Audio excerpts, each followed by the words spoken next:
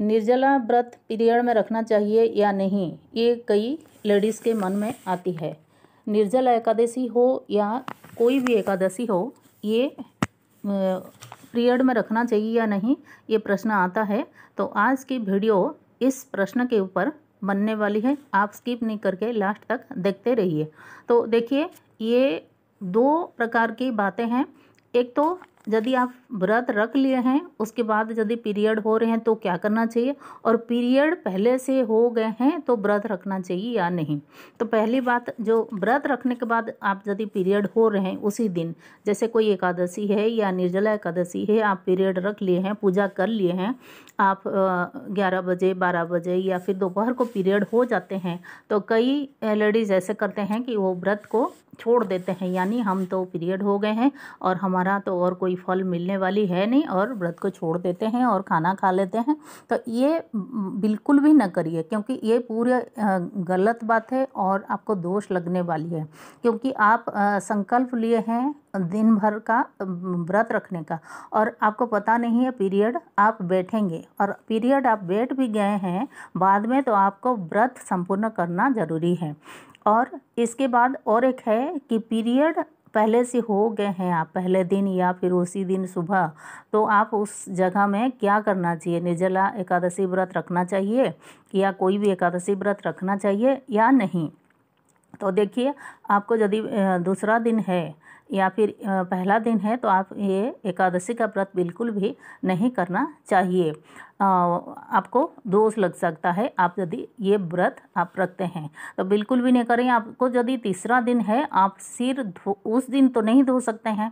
ये बात भी है कि आप एकादशी वाले दिन सिर धोकर नहीं नहा सकते हैं। आपको यदि तीसरा दिन है तो आप पहले दिन आप सिर धोकर नहा लीजिए शाम को, तो आपको तीसरा दिन आप यदि व्रत रख सकते हैं, एक प्रकार से चलेगा। पर आप कोई भी प्रकार से दान उस दिन नहीं कर सकते हैं।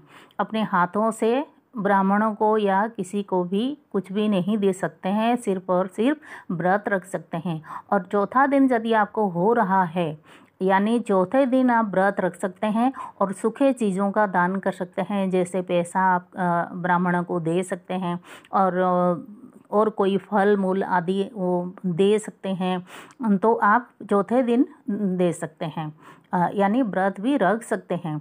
और 3 प्रकार की शुद्धि होती है। देखिए, एक तो तीसरे दिन की शुद्धि, और एक तो 5वां दिन की शुद्धि, और एक 7वां दिन की शुद्धि होती है जब हम मासिक धर्म बैठते हैं या पीरियड बैठते हैं। तो तीसरे दिन की शुद्धि होती है जब हम रसोई घर में प्रवेश करते हैं। तो उस दिन रसोई घर में प्रवेश भले ही कर लेते हैं, पर उस दिन का जो रसोई बनती है वो ब्राह्मणों को भी भोजन नहीं, यानी भोजन को खिलाया नहीं जाता है, भगवान को भी भोग लगाया नहीं जाता है। और 5वां दिन जब हम शुद्धि होते हैं, तो उस दिन का रसोई घर का जो भोजन हम बनाते हैं वो भोग लगाने से चलेगा।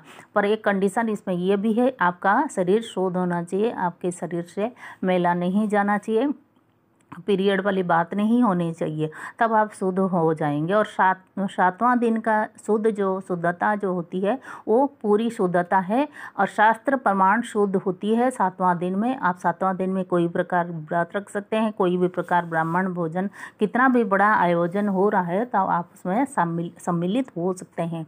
तो ये शास्त्र कथन है। तो आपको मैं बता दी कि क्या करना चाहिए, कैसे हालत में क्या करना चाहिए।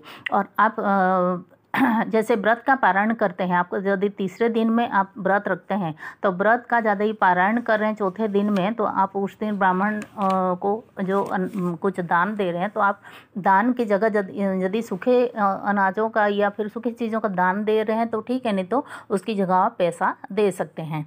और अपना पारायण तुलसी दल किसी को बोल कर ले सकते हैं। चौथा दिन में आप तुलसी दल ले सकते हैं, कोई दोष नहीं लगेगा, भगवान का तुलसी दल लेकर हम व्रत का पारायण कर सकते हैं। और एक बात है कि कोई जैसे लेडीज़ बोलते हैं कि हम तो 16 सोमवार का व्रत जैसे खंडित नहीं करते हैं, तो जी हाँ, वो 16 सोमवार व्रत जो होता है वो पीरियड में भी आप करते हैं, तो आपका जो सामग्री से किसी और से आप पूजा करवाते हैं तो वहाँ पर आपको फल मिल जाता है, क्योंकि ये सब व्रत जो होती है खंडित नहीं होती है। पर ये एकादशी जो होती है आप ये पीरियड में नहीं कर सकते हैं, तो इसीलिए आप ये मन से हटा लीजिए कि एकादशी भी पीरियड में कर लेंगे तो हमें फल मिलेगा, इसको आप नहीं कर सकते हैं।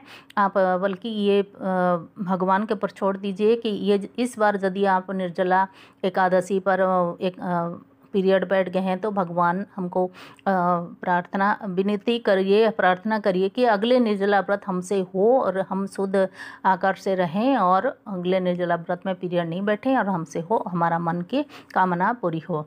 तो ये थी कुछ जानकारी आप लोगों के लिए। यदि मेरा चैनल आपको अच्छा लग रहा है तो सब्सक्राइब जरूर कीजिए, लाइक कमेंट शेयर ये तीनों करना ना भूलिए।